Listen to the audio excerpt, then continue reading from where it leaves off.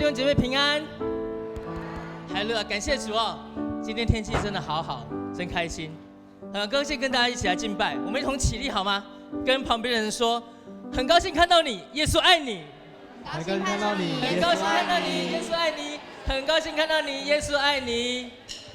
哈利路亚！是的，我们的神是我们祝福跟喜乐的源头。现在让我们一起用这首歌来敬拜他。哈利路亚！你是我喜乐泉源，你是我欢欣跳跃，你是我自由飞翔，不再被罪恶捆绑。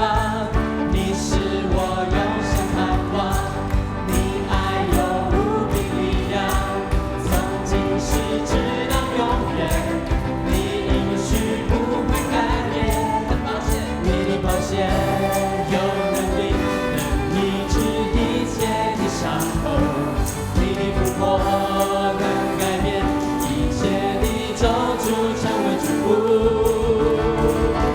我们要高举你生命，你配得所有最大的赞美。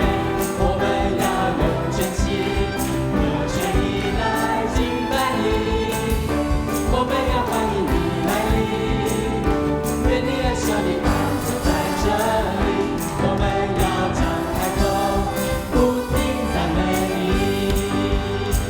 你是我喜乐泉源。你是我喜乐泉源，你是我欢欣跳跃，你是我自由飞翔，不再被罪恶捆绑。你是我永生盼望，你爱有无比力量，从今世直到永远，你应许不会改变。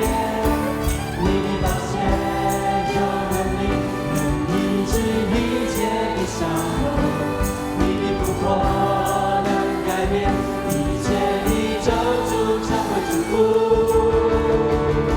我们要高举你生命，你配得所有最大的赞美。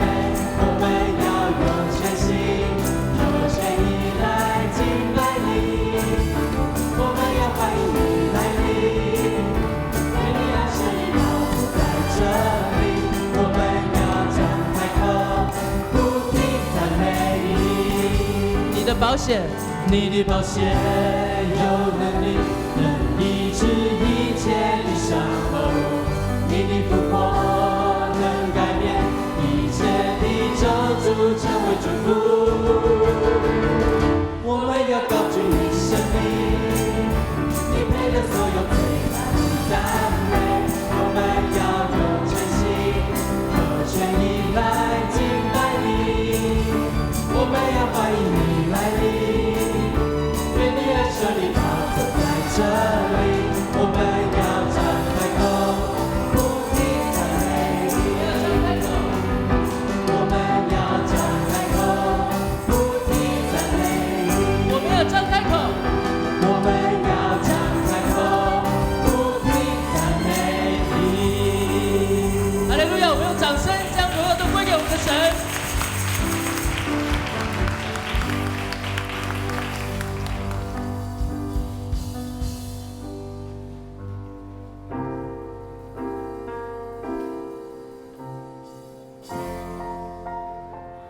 是的，今天是代降节的第2个主日，让我们用这一首歌一起来欢迎耶稣的降临。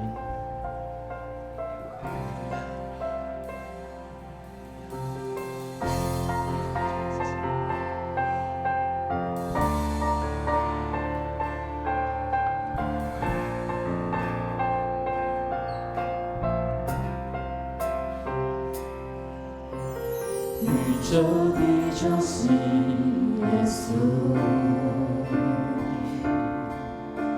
世界的中心，耶稣，万物都本于你，属于你，归于你，你是荣耀君王。我们欢迎君王降临，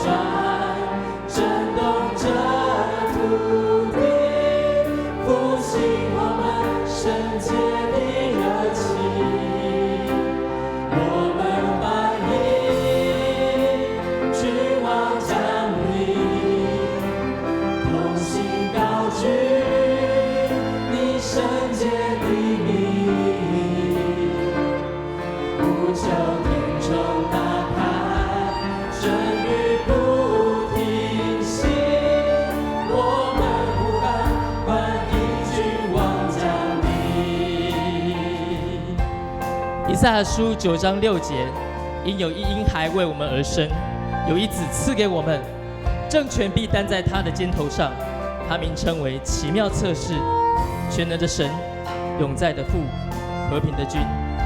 好不好，弟兄姐妹，我们再一次用更开心、更雀跃的心情来欢迎我们的耶稣，宇宙的中心。宇宙的中心，耶稣，世界的中心，耶稣，万物都本于你，属于你，归于你，你是荣耀之王，我们欢迎君王降临，渴望看见你的彰显，呼求你来翻转，震动这土地，复兴我们圣洁的热情。我们欢迎君王降临，同心高举你圣洁的名，呼求天窗打开，春雨不停息，我们呼喊欢迎君王降临，大大张口，大大张口，大大充满，恒高如云，浇灌着地，眼未看见，耳未听见，渴慕更多，看见你的容颜，大大张口，大大张口，大大充满，恒高如云，浇灌着你，眼未看见，耳未听见，渴慕更多，看见你的容颜。我们欢迎君王降临，渴望看见你的彰显，呼求你来翻转，震动这土地，复兴我们圣洁的热情。我们欢迎君王降临，同心高举你圣洁的名，呼求天窗打开，春雨不停息，我们呼喊欢迎君王降临，呼求天窗打开，呼求天窗打开，春雨不停息，我们呼喊欢迎君王降临。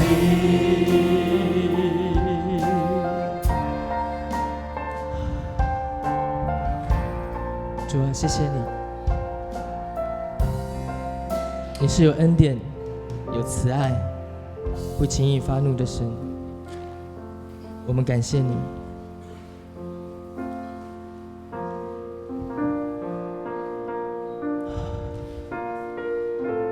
圣啊，求你再一次的来充满我们，浇灌我们，帮助我们。我在这，在这，是因你恩典，我在这，是因你慈爱，主耶稣，我如此感恩，够因你丰盛恩典。感谢耶稣，感谢耶稣，耶稣，耶稣，感谢耶稣，是因着你恩典，使我能为你活，我赞美你直到永远。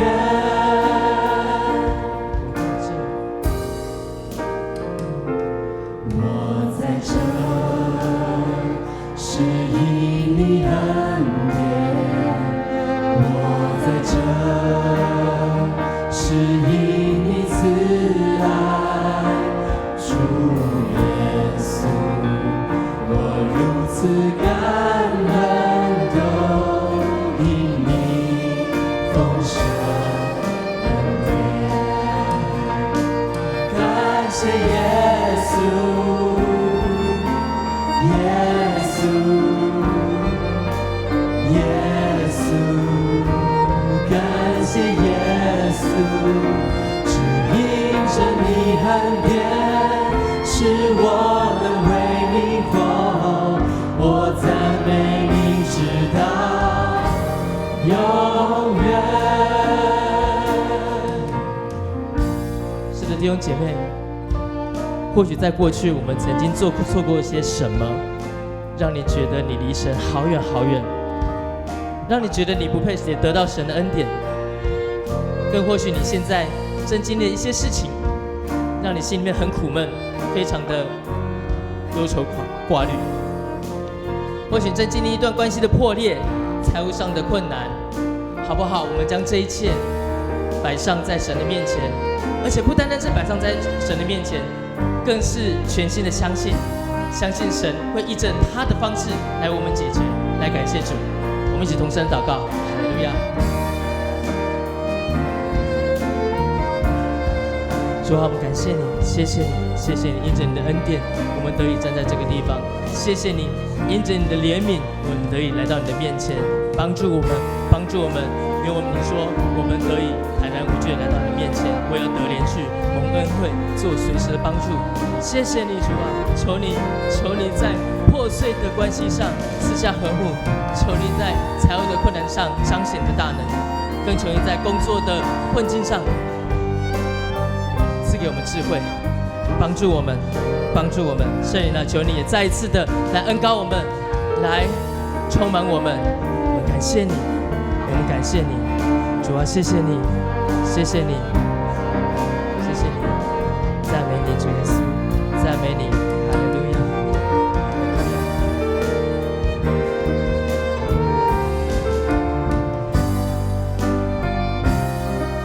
感谢耶稣。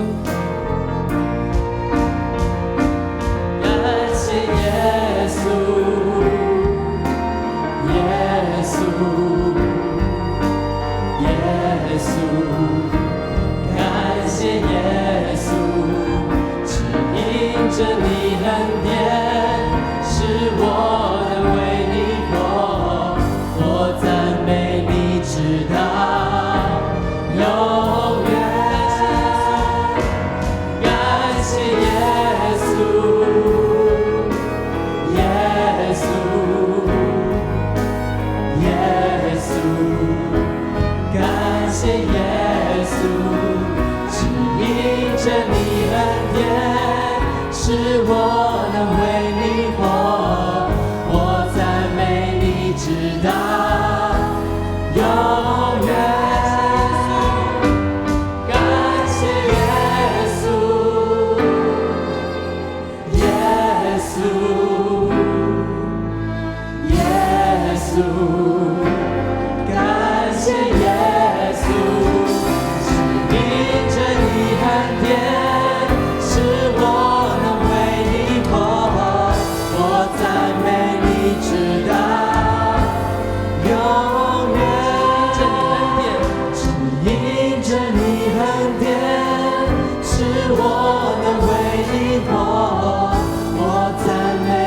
直到永远，只因着你恩典，使我能为你活，我赞美你直到永远。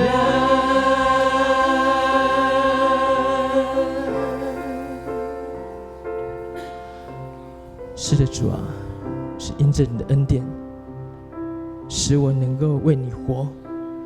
主啊，谢谢你，让我单单的来赞美你、敬拜你。谢谢你悦纳我们的摆上、我们的敬拜、我们的祷告。我们祷告是这么的不完全，让我们一起用主所教导我们的主祷文同声来祷告。我们在天上的父，愿人都尊你的名为圣，愿你的国降临，愿你的旨意行在地上，如同行在天上。我们日用的饮食，今日赐给我们，免我们的债，如同我们免了人的债，不叫我们遇见试探，救我们脱离凶恶。因为国度、权柄、荣耀，全是你的，直到永远。阿们。弟兄姐妹，请坐。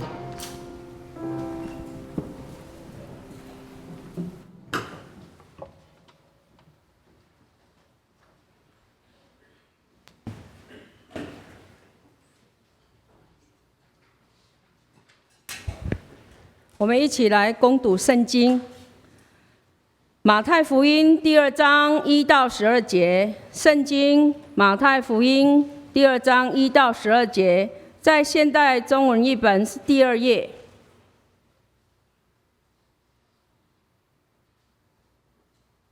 希律作王的时候，耶稣诞生在犹太的伯利恒，有几个星象家从东方来到耶路撒冷，他们问：那出生要做犹太人的王在哪里？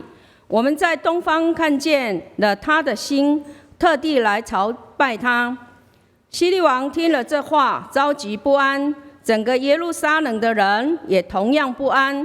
希律就召集了所有的祭司长和民间的经学教师，问他们：基督该诞生在什么地方？他们回答：在犹太的伯利恒，因为先知曾这样写着：犹大地区的伯利恒啊，你在犹大诸城邑中并不是最小，因为有一位领袖要从你那里出来，他要牧养我的子民以色列。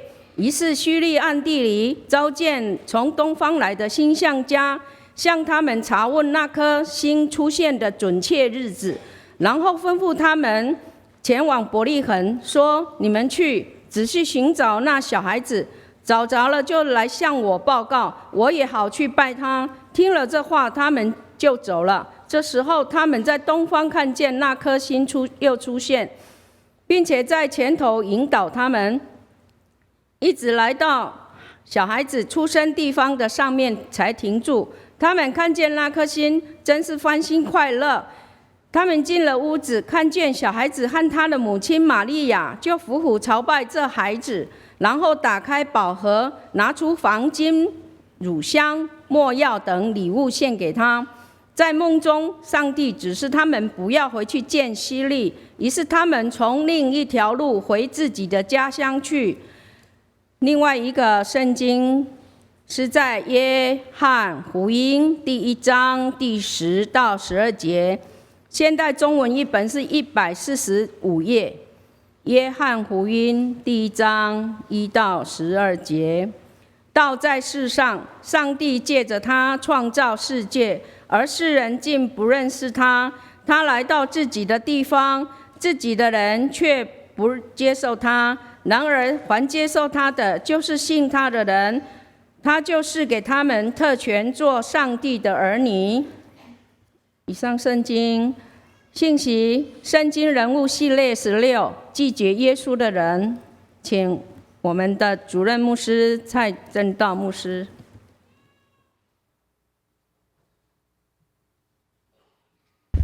弟兄姐妹，大家平安。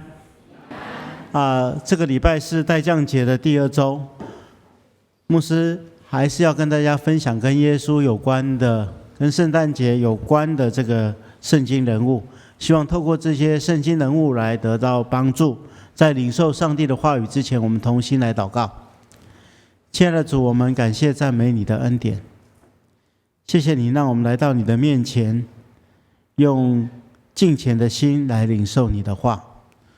主啊，我们看到在圣经当中所记载的人物，我们要从他们生命当中的软弱来学习刚强，要从他们生命当中的缺点来更新改变。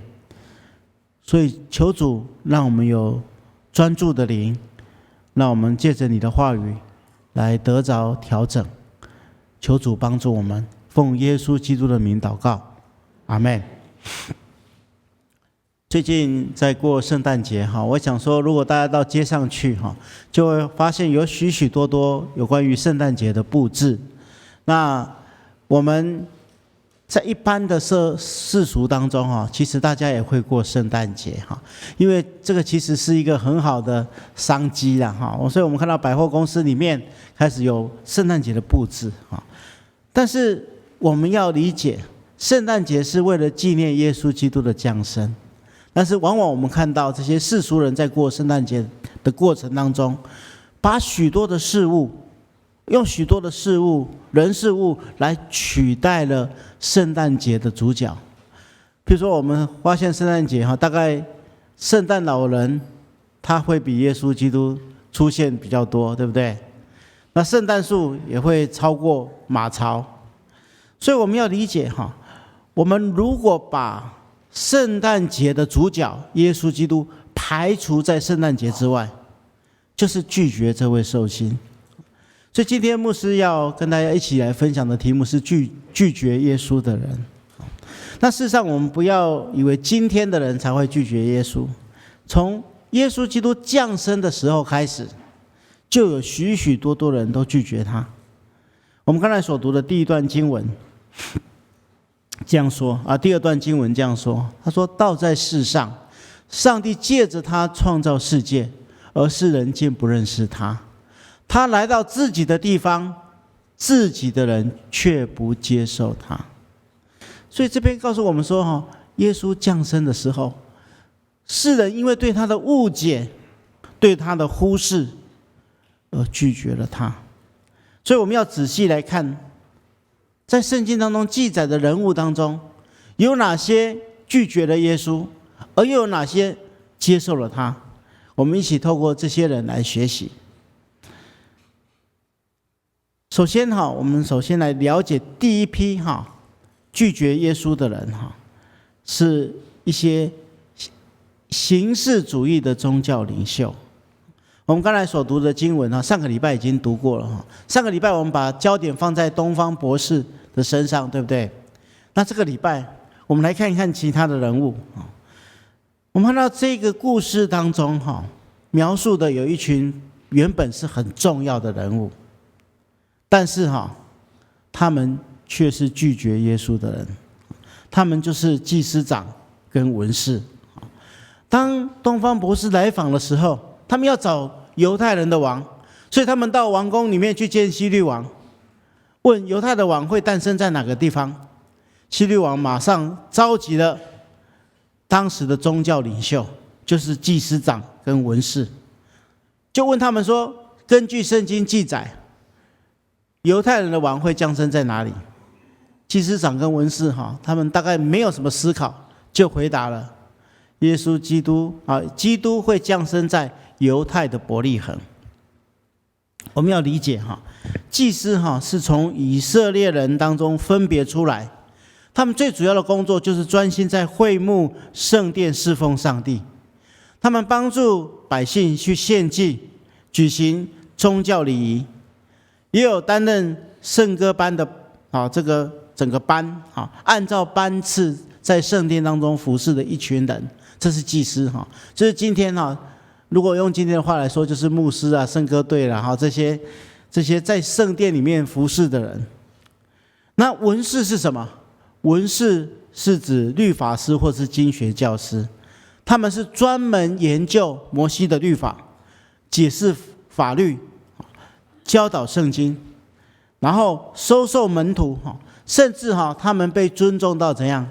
当民间当中有一些人有事务需要调解的时候，他们可以参与审判的工作。所以可见不论是祭司长或是文士，他们都是犹太社会当中相当受到尊重的一群人。照理说，这些人既然专心研究圣经，关心宗教，关心信仰的事，自然他们对于圣经当中的弥赛亚的预言是非常清楚的，特别是犹太人他们在异族的统治迫害当中，他们心中有一种渴慕，就是希望弥赛亚赶快降临所以他们特别关心，照理说应该要时时注意才对，但是我们看到圣经里面却不是这样。这一群原本应该是主角的宗教领袖，在这个故事当中变成配角，他们只出现一刹那，只告诉希律王答案是说，在犹太的伯利恒会降生基督。所以我们要理解原本应该是主角的，原本是应该最关心信仰的事情，最高关心宗教事务的，但是他们却一点也不关心真理，不想追求真理，不想实践真理。他们回答了这个问题之后，很快就在这个故事当中缺席了。这些人在他们国家发生这样一个宗教大事，基督降生了，他们却一点都不关心。他们想说，反正我在社会当中被人家尊重，我在社会当中宗教上面有地位，这样就够了。亲爱的弟兄姐妹，他们就是一群这样的人。那我们要透过他们的生命来学习什么？我们要透过文士跟祭司长来反省，我们是不是也是这样的人？文士跟祭司长，他们读圣经知道答案，但是却一点也不关心真理。今天很多教会的信徒也是这样，圣经考试可能100分，但是实践真理却不及格，信仰变成了形式主义，想说我有来礼拜就好了，那牧师的讲道听一听就好了，不愿意实践真理。但这实在是很可惜，好像我们要去走一条路，只走到一半就放弃了。亲爱的弟兄姐妹，我们要明白，我们的信仰是大有力量，是可以改变人的生命，甚至改变你的家庭，改变社会，改变国家的，有这么大的一个力量的信仰。但是我们却往往因为形式主义而把它忽略掉了。所以在文士跟祭司长身上，我们要反省自己，我们真的应该要更新我们的信仰，让我们信仰更活泼起来，让信仰去影响整个人的生命，不单单是认真研读圣经，也应该把所领受的实践出来，因为这真正会带给你生命当中极大的祝福。我刚才说过，我们的信仰是大有力量的，可以更新改变一个人的生命。像我们这个礼拜六，我们的福音茶会，我们有邀请一位艺人小马，他会来分享他的生命怎么样被上帝改变。那他的见证会激励我们。那下个礼拜天早上，我们会邀请林子内教会的萧牧师来跟我们分享，他怎么用信仰，怎么用教会的力量来改变整个社区。亲爱的弟兄姐妹，我们的信仰是有力量的，可以带来改变的，我们不要忽视它，像这一群祭司长跟文士们一样。第二个我们要来看的人物，拒绝耶稣的人，是以自我为主的希律大王。希律王是作为犹太人分封之王，他负责管理巴勒斯坦这个地方。他在这个地方治理33年当中，事实上从某个角度来看，他也算作一个不算作很坏的王了，因为他的治理使这个巴勒斯坦焕然一新。他在境内大兴土木，建筑了非常多这个重要的建筑物，甚至他也重新翻修这个耶路撒冷的圣殿。他促进商业及贸易的繁荣，所以他很得这个罗马政府的敬重。但是他在民间，在犹太人心中却不得民心了，因为他个性当中有一个非常大的缺陷，就是他非常善于嫉妒。他最担心的一件事情，就是有人要争夺他的王位。如果你们有来参加查经班，你就会发现我牧师有跟大家讲，希律王娶了5个太太，生了7个孩子。虽然这样子，他对他的儿子都不信任呢，因为只要有人密报说他的哪个儿子或是哪个人要来窃取他的王位，他马上就会把他除掉，所以他亲手杀死他3个儿子。所以亲爱的弟兄姐妹，他就是一个非常没有安全感，很担心他的王位被夺取的一个人。那这样的人，他自然而然，当犹太的王降生了之后，他要下令屠杀所有生在伯利恒附近2岁以内的男婴，因为他生怕他的王位被取代。那从希律王当中，我们要学习什么？亲爱的弟兄姐妹，我们今天好像不是王，但是其实每一个人都想要做王，对不对？我们透过希律王来反省，我们自己是不是想要成为自己的王？我们拒绝耶稣来掌管我们的生命，我们想要自己来管。我们大多数在平稳的时候呢，我们有一些人的心态是说：主啊，我现在很平顺你不要来管我，那等我有问题的时候，我再去找你。事实上，耶稣不是这样子，耶稣是要进入我们的生命当中，让我们因为自己的私欲贪婪所束缚的心得到释放的一个王。所以亲爱的弟兄姐妹，我们要欢迎耶稣来到我们心中，来帮助我们成为我们的王，来掌管我们的生命。所以我们应该更谦卑，欢迎他进入我们的生命来掌管我们，让我们的生命可以得到真正的自由。第3个拒绝耶稣的人是末世疾苦的客店老板。我们如果看路加福音书，路加福音书记载的耶稣诞生的故事，因为当时的罗马皇帝命令全国要做户口普查，所以因为约瑟是属于大卫的后裔，所以他必须带着当时怀着身孕的玛利亚回到伯利恒去接受户口普查。当他们千里迢迢的从拿撒勒一直赶到伯利恒的时候，那时候天已经黑了。全伯利恒大概当时为了回他们故乡户口普查的人非常非常多的人。圣经告诉我们，当时怀着身孕的玛利亚跟约瑟2个人找不到一个客店可以休息。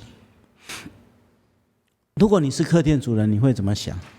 如果那天来的是一位高官，或是罗马军官，或是一位财主，可能客店的主人会特别开放来欢迎他们进来。可是我们看到约瑟夫妇却是被拒绝了。耶稣一出生就被拒绝，只好放在卑微的马槽里面。客店的主人漠视了人的需要，失去了接待耶稣基督的机会。亲爱的弟兄姐妹，这告诉我们什么？告诉我们，现在社会当中，我们也许会像这个客店的老板一样，我们的目标是自己，我们只关心自己的事业，关心自己的工作，我们的眼睛可能只看见这世界的财物，而不愿意去认识耶稣是人类的救主。我们如果用这种心态的话，我们自然而然就会把耶稣基督拒绝在外。我们应该反省自己，是不是漠视这世上的弱势？我们看到耶稣基督在用一个比喻在说明最后审判的日子。最后审判，上帝要把人分作恶人跟义人。审判的标准是什么？耶稣说：“我郑重的告诉你们，既然你们为我的跟从者中最微小的一人做的，就是为我做的。”耶稣基督对那群义人说：“我饿了，你们给我吃；渴了，你们给我喝；我流落异乡，你们收留我；我赤身肉体，你们给我穿；我害病，你们照顾我；我坐牢，你们来探望我。”义人说：“我没有这样做啊。”耶稣说：“我郑重的告诉你们，你们既然坐在我跟从者当中最微小的一个人身上，就是坐在我身上。”我们不要因为忽视这些弱势，而失去了接待耶稣基督的机会。所以，亲爱的弟兄姐妹，在圣诞节期的降临，我们往往把对象搞错了。我们在报佳音都是报给那些已经知道的人，对不对？我们以前在很多教会在举办报佳音就是组织一个类似像圣歌队的，然后晚上很晚的时间去信徒的家里面去唱诗歌报佳音，结果把他们社区的人全部都吵醒了。那个信徒已经知道这个佳音了，我们要去对那些还不认识的人，或是需要帮助的人，传递耶稣基督降生的好消息。我们更应该去关心那些被这个世上所忘记、淡忘的人。在圣诞的节期当中，我们应该多做这样的事情。我们很高兴，英文牧区有一群人，他们在这个冬季的时候，他们知道有很多人需要大衣去御寒，所以他们在圣诞节期的时候发起这个募集冬衣的活动，把这个冬衣送到需要的人手中，让他们感受到来自于上帝的温暖。这才是圣诞节期我们应该所做的。最后一个拒绝耶稣的人，这群人是耶稣基督的门徒。大家一定会觉得奇怪，为什么耶稣基督的门徒跟学生也成为拒绝他的人？因为他们是用误解来拒绝耶稣。虽然他们对耶稣很尊重，他们也跟随耶稣，他们也承认耶稣是弥赛亚，是救世主，但是他们心中对于弥赛亚跟救世主的看法，跟耶稣基督真正的弥赛亚救世主是不一样的。如果大家来参加查经班，牧师曾经跟大家分享过当时的背景。你要知道，当时的背景是犹太民族长期以来受到外族的统治，一个外族换过一个外族，所以他们内心当中有一个非常大的期待，上帝会兴起一个带领他们脱离外族统治的一个政治上的弥赛亚。他们希望有一个人带领他们推翻当时统治他们的罗马政府，他们可以建立一个新的国家。他们需要一个强而有力的政治上的弥赛亚来带他们复兴他们的国度。所以他们一直跟随耶稣，他们认为耶稣就是一个这样有能力的人，但他们不知道耶稣是带来心灵上的拯救，要让人从罪恶当中得到释放的一个心灵上的弥赛亚。那这种误解一直到了耶稣死了又复活之后，这样的误解才得以澄清。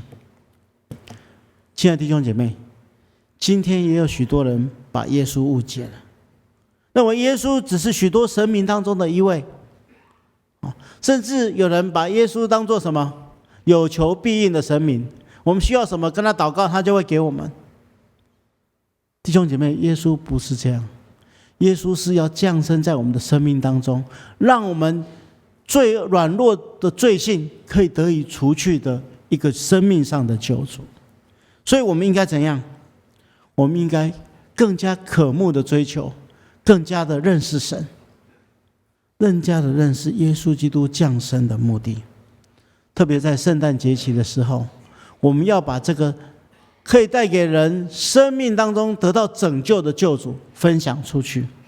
我们看到圣经当中拒绝耶稣的人，到最后不是改变就是后悔。我们透过这种信息来反省，我们是否也跟他们一样，用不同的方式在拒绝耶稣。有些人拒绝相信耶稣，有些人误解圣诞的意义，用狂欢宴乐取代敬虔悔罪，有些人麻木不仁，把纪念当作例行公事。但是我们刚才所读的第二段经文的后面说，然而凡接受他的，就是信他的人，他就赐给他们特权做上帝的儿女。亲爱的弟兄姐妹，我们要明白，耶稣是上帝赐给我们一件最好的礼物，是充满恩典跟真理的，因为他亲自把上帝的爱启示出来，让我们更明白上帝的公义跟仁爱。所以在圣诞节，我们要反思圣诞对我们的意义，真正打开我们的心来接受耶稣基督。我曾经听过一个圣诞节的故事啊，这个故事发生在一间教会里面。他们为了庆祝圣诞节，所以他们的儿童主日学就开始筹备演出圣诞剧来庆祝圣诞。他们排演的过程当中，要突破很多的困难。你知道小孩子很不好控制，有些小孩子天生就不喜欢演戏，也不会演戏，因为年龄太小了啊。有些小孩子反应比较慢，所以老师就只好分配那个比较大的、比较成熟的、比较会演戏的，就让他演那个主角演约瑟跟玛利亚。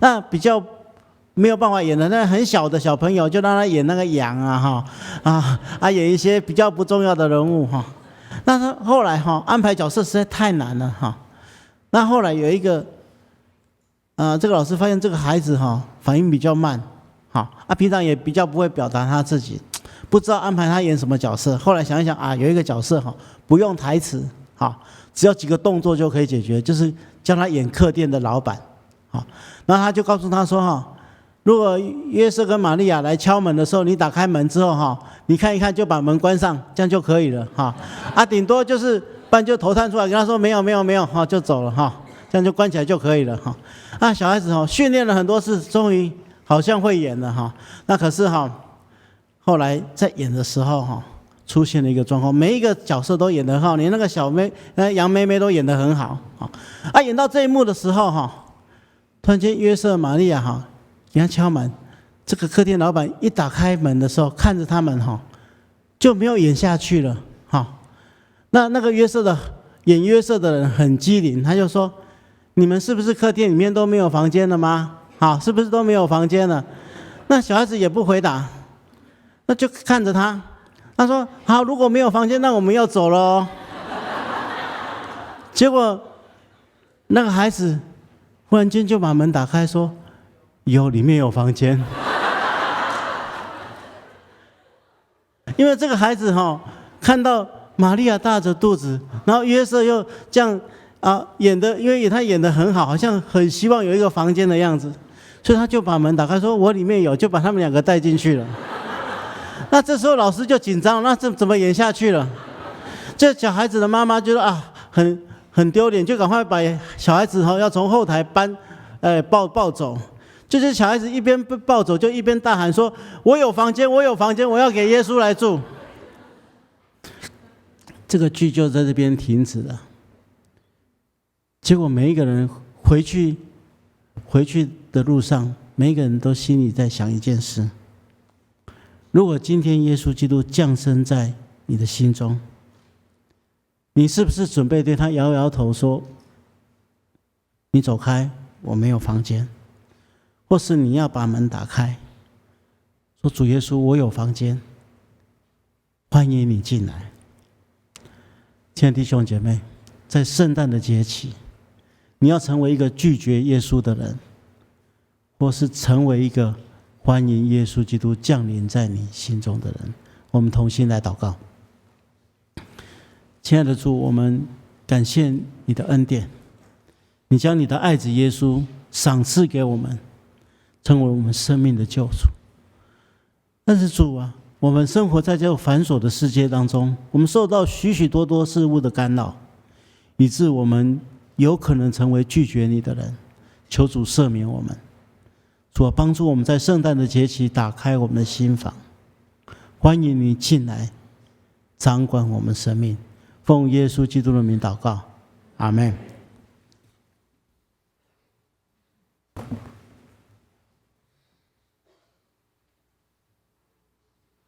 我们一起起立做信仰告白，用使徒信经信仰做告白。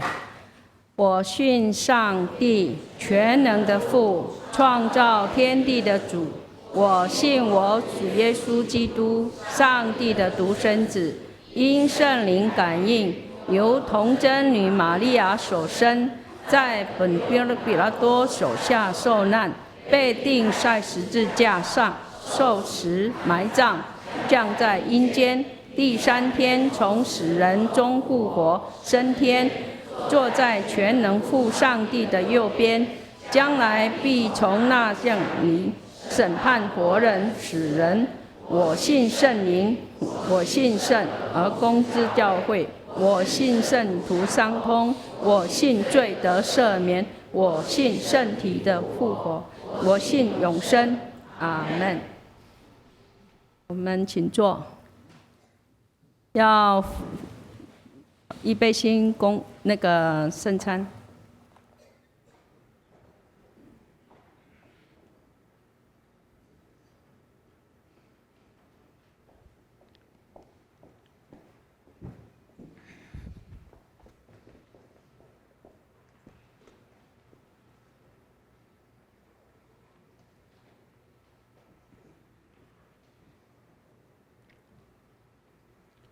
奉主耶稣基督的名，欢迎凡属于他的教会，按照教会的规矩，就是已经接受过成人洗礼跟坚信礼的弟兄姐妹，共同来与主同桌，来恭守主的圣餐。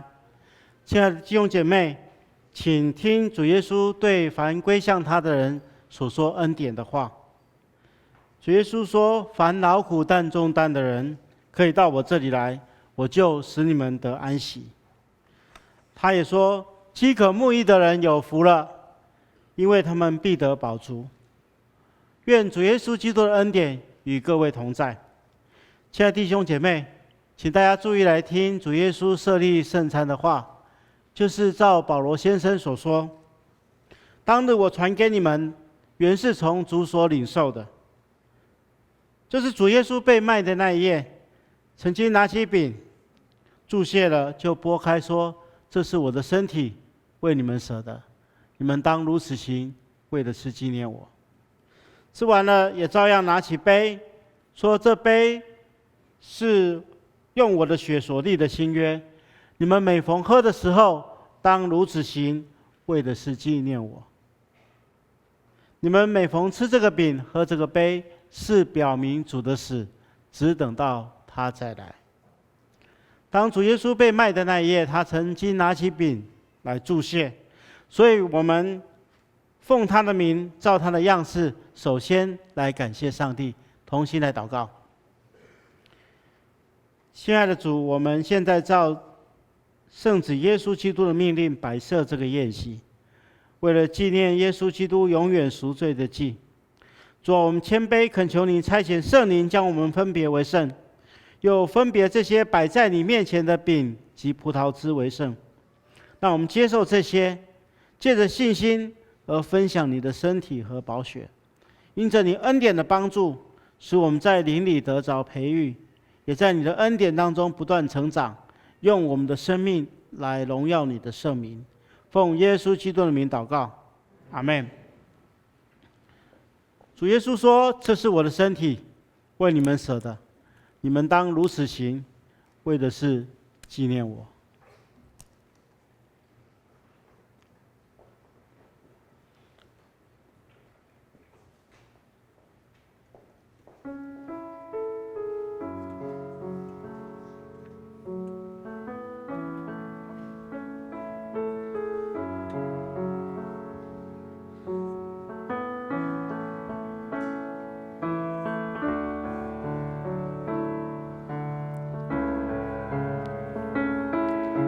这是主耶稣基督的身体，为我们舍的。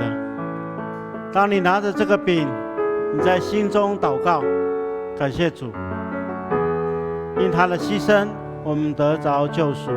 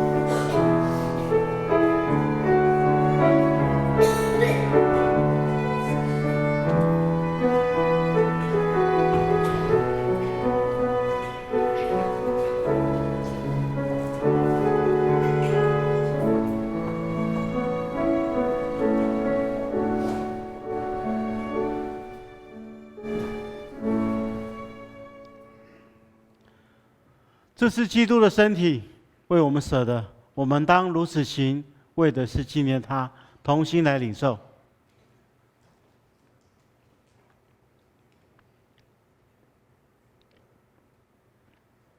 主耶稣说：“这个杯是新约，用基督的血所设立的。你们每当喝的时候，当如此行，为的是纪念我。”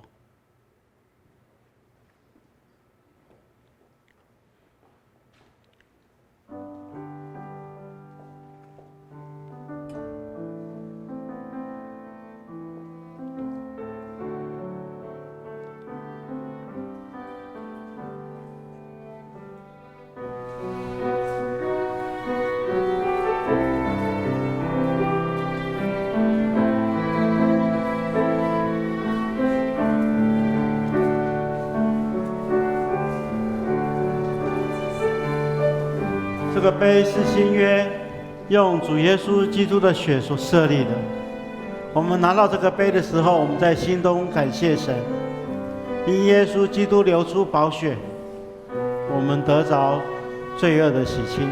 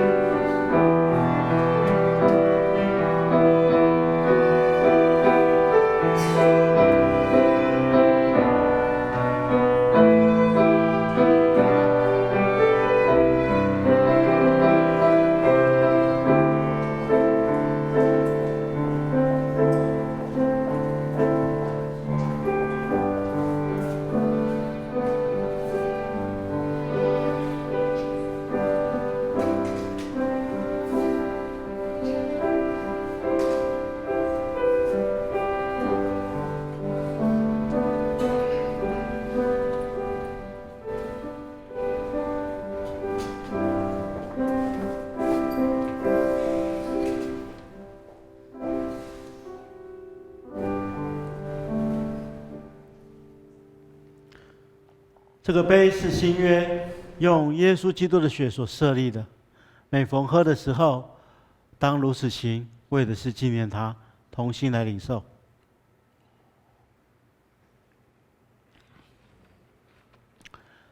你们每逢吃这个饼、喝这个杯，是表明主的死，只等到他再来。愿主耶稣基督的平安与你们同在，我们同心来感谢。亲爱的主，我们感谢您，让我们透过圣餐与你同桌，再一次明白，我们是满有圣子奥妙身体的肢体，就是受祝福忠实的信徒，也是你永远国度的后裔。亲爱的主，我们恳求您，当我们再次献上我们自己当作活祭时，求你鉴察接纳我们，同时求你用慈爱来帮助我们，让我们可以持续这个圣洁的交通，从今以后用我们的生命来荣耀你。奉耶稣基督的名祷告，阿们。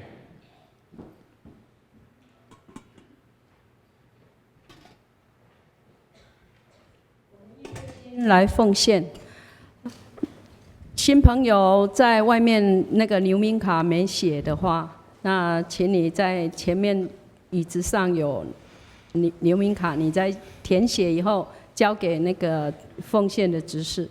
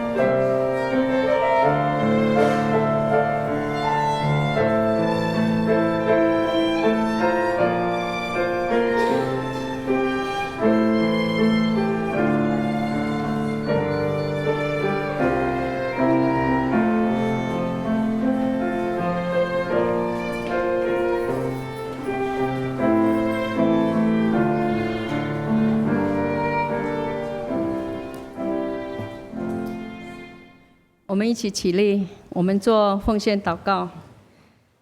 感谢主赏赐平安喜乐，现在奉献主赏赐金钱才能作为圣工之用，靠主的名，阿们。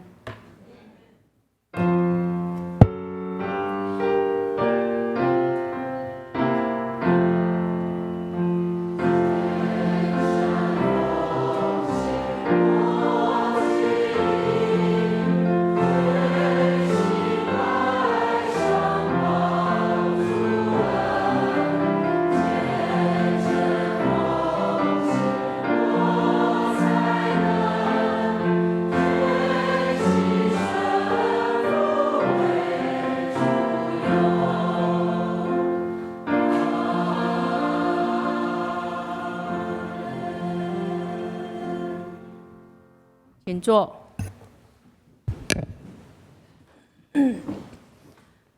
报告，我们翻开那个周报第5页。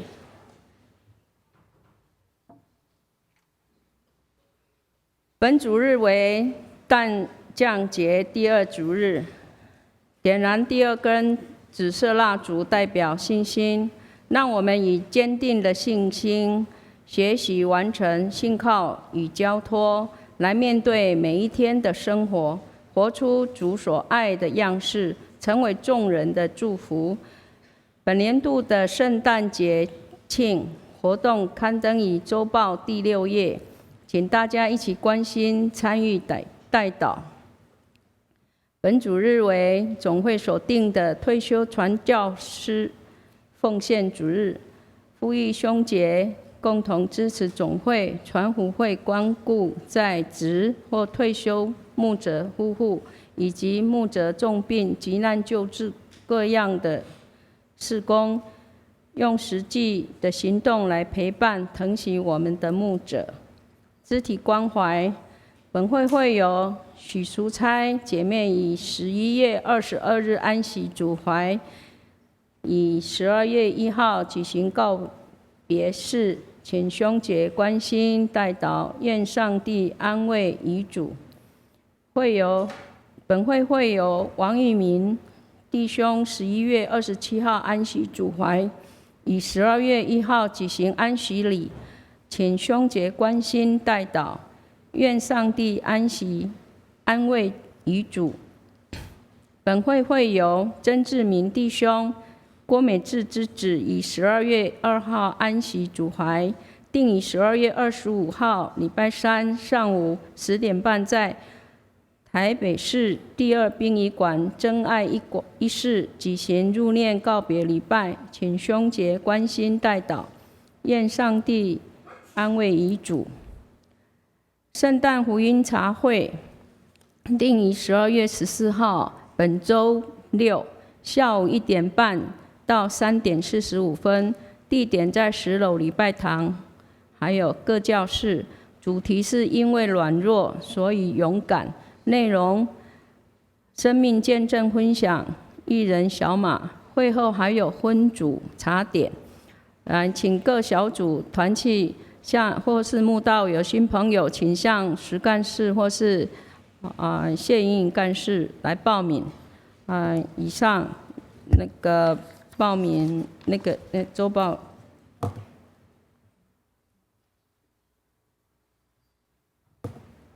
欢迎来宾和请牧师、主任牧师欢迎来宾。大家平安。我来介绍今天第4个我们礼拜的弟兄姐妹。这边有第一位是邱义平应该是小姐，是不是？好，在后面这边好，欢迎。好，欢迎哈。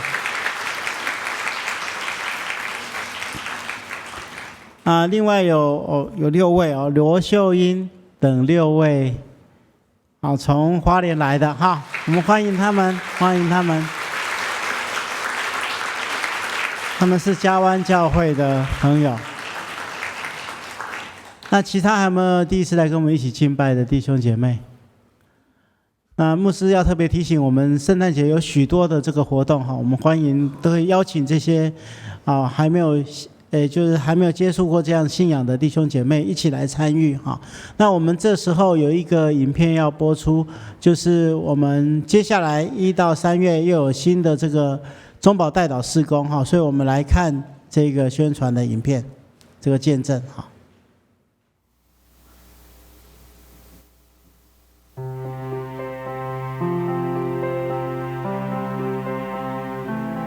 大家平安，我是蔡师母。我看似乐观，其实却是一个软弱不足的人。面对服事的压力和种种的困境，我有时候会觉得裹足不前和灰心丧志的时刻。但是上帝很爱我，拣选我成为中保代祷的同工。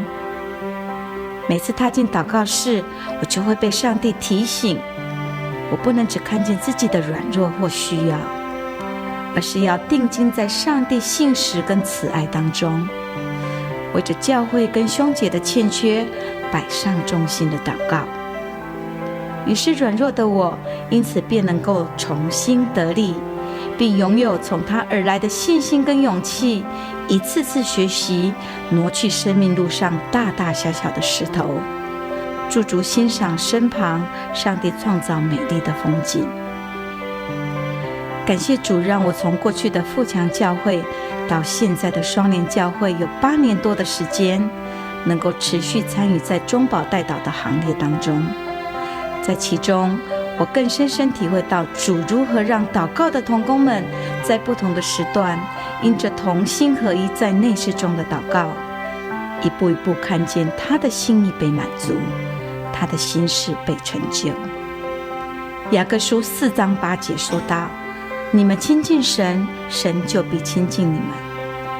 当我们选择贴近上帝的心时，我们的生命就会被他触摸，能跟阿爸天父有如此亲密美好的关系，这是身为儿女的福气啊！代祷者的服事就像一艘福音船，航行中的燃料，唯有源源不断的燃烧在燃烧，才能够启动航向水深之处，下网打鱼。在此诚心的邀请我所敬爱的兄姐跟家人们，一同来加入中保代祷的行列。相信当我们愿意将渺小的自己全然摆在上帝的施恩宝座前，来寻求他的面，我们就可以用信心的眼睛跨越限制，看到上帝丰富的爱，并经历他奇妙的作为。我被感动进入内室，享受与神亲密的时光。你呢？愿不愿意也一起来享受与神同工的美好时刻呢？好，我们还很需要许许多多在祷告室当中祷告的同工。那我们下个礼拜杨牧师有为我们安排的训练课程，接受这个训练之后，或是过去曾经接受训练的人都可以来报名参加这个中保代祷施工。好，我们可以看周报当中的这个注意报告事项，好，来参与这样的施工。好，这时候我们一起起立来唱祝福的歌曲。